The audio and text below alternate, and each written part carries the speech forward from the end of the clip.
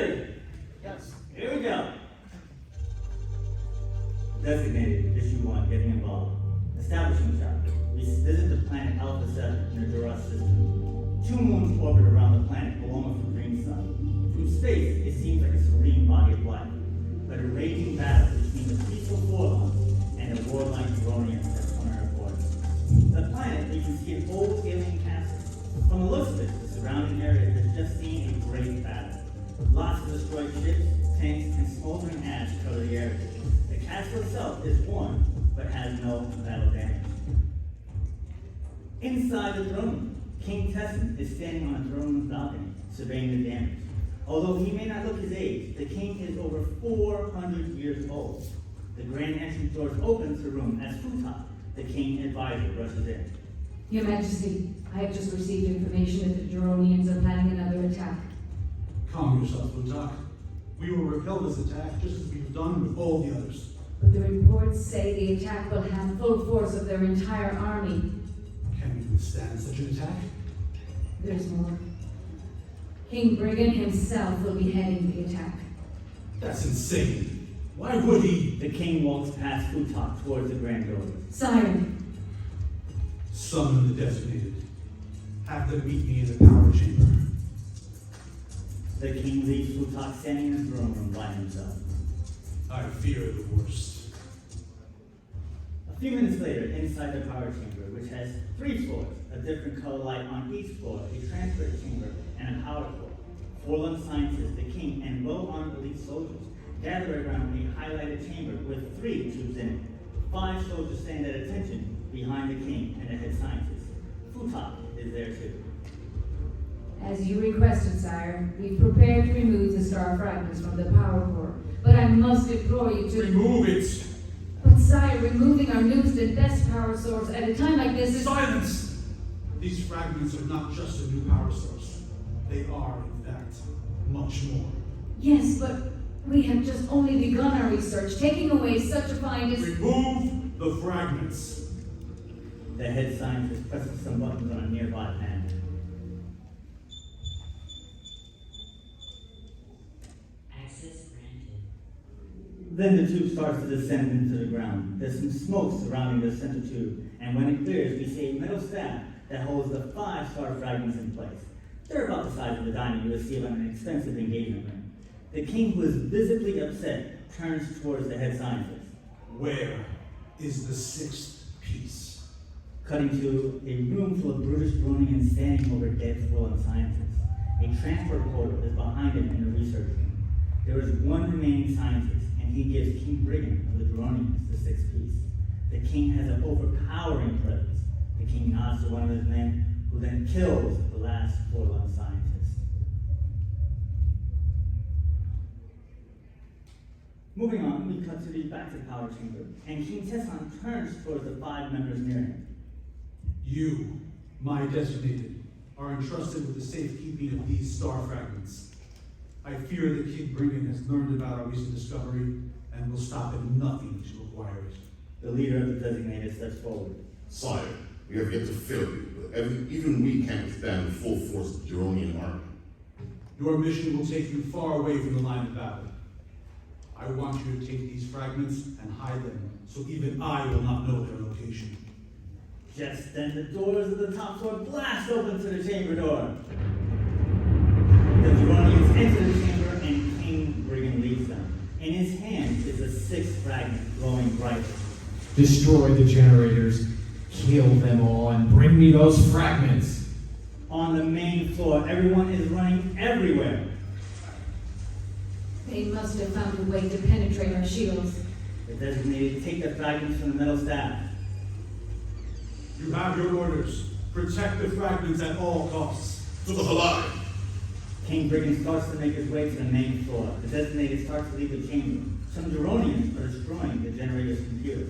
Their defenses have fallen. Let the slaughter begin. Portals are opening all over the entire chamber, letting in more Jeronians. At the same time, reinforcements for King Tesson arrive. There's lots of fighting and killing. The designated are leading to an unoccupied corridor. King Brigan sees them leave the chamber.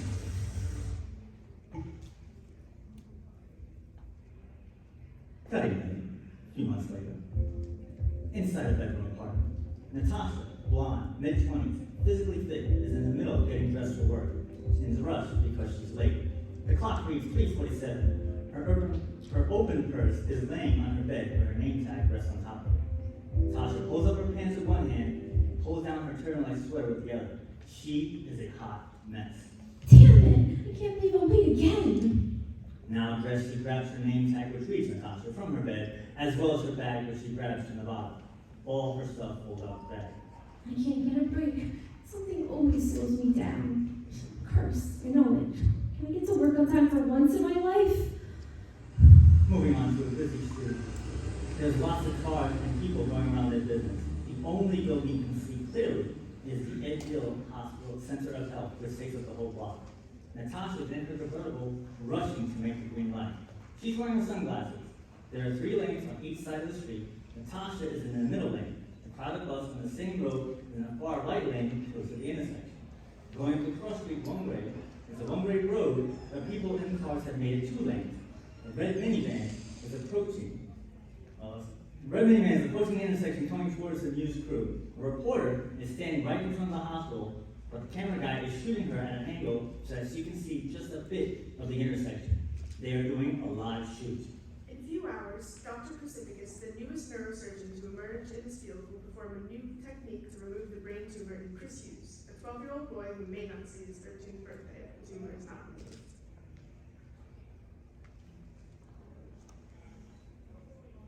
In a few hours, that's her room. Sorry.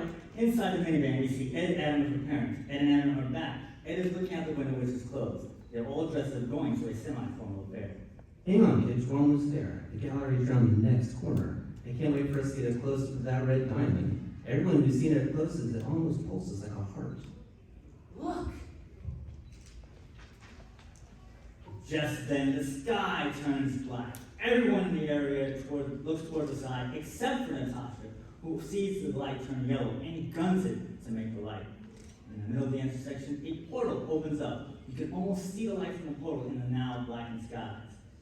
Natasha veers to the left to avoid the portal, nearly hitting the bus. She then veers to the right to avoid the bus and goes onto oncoming traffic.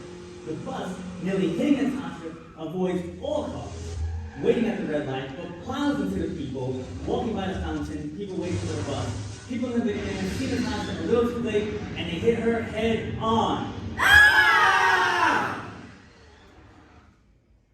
Quite some time later, Natasha lays in a hospital bed. She is moving her head violently. No! Look out! Natasha wakes up to see Dr. Pacificus standing above her. Relax. We thought we had lost you. You're fine now. Natasha, in her hospital gown and wrapped in bandages, has tubes sticking inside her body. Her leg and arm are broken. Her head is all bandaged up, but you can still see her face. What happened? Where am You were involved in a massive collision outside the hospital. I'm Dr. Pacificus. I have been taking care of you. I? You mean an accident? All I remember is this light. I tried to avoid it. But don't worry about that right now. Just be grateful you survived. There were a lot of people involved who didn't. How many died? Just consider yourself one of the chosen few. Leaving Natasha with Dr. Pacificus exits. Natasha sees Ed, the little boy from the minivan. He waves and walks away.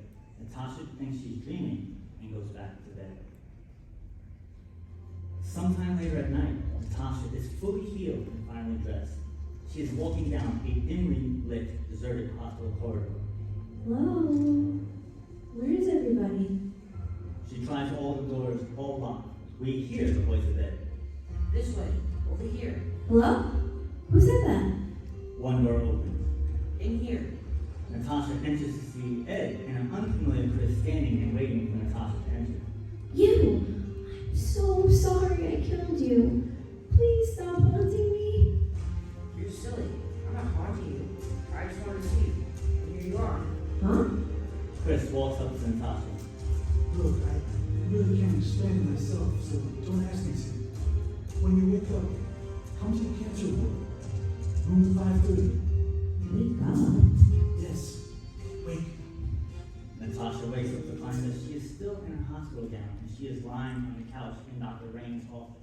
She only has a small scar below her hairline. Doctor is sitting on a stool next to her. What did you learn? Nothing, I have to admit. Once you went under hypnosis, you didn't respond to any of my questions. It's possible that you're having stress-related issues surrounding the accident.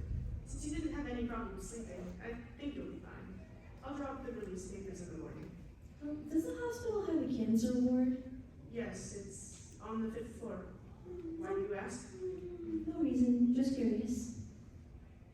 Shifting gears to go to a Jeronian battle cruiser orbiting the Earth. A smaller ship is docking with it. Inside the cruiser, we have 5 Jeronians. Each one is at a post on the ship's bridge. Bruna, the second in command, is in charge of the bridge. Rofin has returned, raised shield and re-engaged the cloaking device. Rofon enters the bridge. Bruna greets him. Report. After 3 cycles, I have confirmed the location of the star fragments. We've had these confirmations before. I don't want to contact King Brigan with another false report. Rofon puts his arm around Bruna and shows him the 6th fragment, which is glowing brightly, but not as brightly as it was in the power chamber. Trust me, Captain. This gem has never glowed brighter. But if you are afraid, I will retrieve the other fragments myself. How quickly you forget King Brigan wants that pleasure all to himself, and would surely kill you right here where you stand for even speaking such treason. Why does our mighty king have to come way out here? Perhaps the rumors aren't true. If the rumors were true and these fragments were so powerful, Bruna grabs Rofon's hand with the gem in it. then where is your power? Back at the hospital, Natasha, dressed, sneaks into the hospital elevator. It's just as dim as it was in her dream, and no one is around. There's a clock on the wall. It reads 2:55 a.m. I'm not really sure why I decided to sneak up to the 5th floor in the middle of the night. Natasha enters the elevator. The doors close as the night shift nurse returns to a desk with a cup of coffee. Natasha presses the button to the 5th floor. The doors open, and Natasha is surprised to see Chris. Jeez, you scared me half to death. I'm sorry about that, Natasha. Natasha exits the elevator and walks with Chris down the hall. How do you know me? I was on the way to see you. I didn't think you were going to show up. Come on, let's talk in my room. The order will be back in a second. Who are you? And Chris and Natasha enter the room. She sits in the bed, and Chris closes the door. My name is Chris Hughes. I had a cancerous tumor in my brain. I was brought here for an experimental procedure. The day of my operation 3 months ago, there was this huge accident outside the hospital. The survivors were brought here. I know Dr. Pacificus worked on your head to save your life. After the incident, I started to see this little Chinese boy wherever I went. First in my dreams, then in this room. And he told me that he wanted us to meet. oh my god, you seen it too? At first I thought it was crazy seeing him all over the place, but no one else did. But then the other day during physical therapy, he actually spoke to me. And that's when I knew he was a ghost. But then I had this crazy dream where you told me to come here. I had the same dream. Well, it felt like a dream. Okay, we met. Now what? I'm not really sure. He told me that you would know what to do. Natasha gets up and throws her hands up in the air. Great. That's just great. So you're telling me that some ghost wanted us to meet for some reason? I don't think he's a ghost. Then what is he? Just then, there is an explosion across the street. A body comes crashing through the window. Still crashing. Still coming to crashing. We're crashing. We crashing? We're not crashing? There we go. Windows comes crashing through the floor. It's not crashing through a very open window. There we go. And lands on the bed where Natasha was just sitting, crushing the bed. Natasha and Chris are thrown to the floor. They look at the now destroyed bed. The body turns out to be a burnt to a crisp Jeronian. What the hell is that? That looks like a body. It's a good thing you moved when you did. Yeah, lucky me. Not too much later, Natasha enters the floor of her apartment for the first time in months. Carrying her mail, she sees a notice on the door. It reads, "Dear Miss Ash, we have been trying to contact you regarding your past due rent. Please contact us as soon as possible. Management." Natasha opens the door and walks into the apartment. Inside the apartment, Natasha turns on the TV. Notices the TV from the 90s. The same recorder from the accident is on. Live from the Ocasa Gallery, where a violent explosion last night took the life of the security guard. Police have yet to find the mysterious red diamond, which has been on display for 3 months. Foul play is not being ruled out. An interesting side note, this reporter was nearly killed not too far away from the explosion where one of the city's deadliest multi-car crashes in history happened. Many locals are starting to call the area cursed. Join me for a special report on this tonight at 6. Back to you, Jim. Natasha starts to go through her mail, but is interrupted by a bright light coming from her bedroom. She slowly approaches the half-open door. If there's a ghost in there, please don't kill me. She pops in her head in the bedroom. Well, it's not a ghost. Natasha sees King Brigan with the 6 fragment in his hand, glowing brightly, more brighter than ever before, pointing right at Natasha. He is smiling. Lucky me. And that is the first issue. Sweet. Hope you all enjoyed it.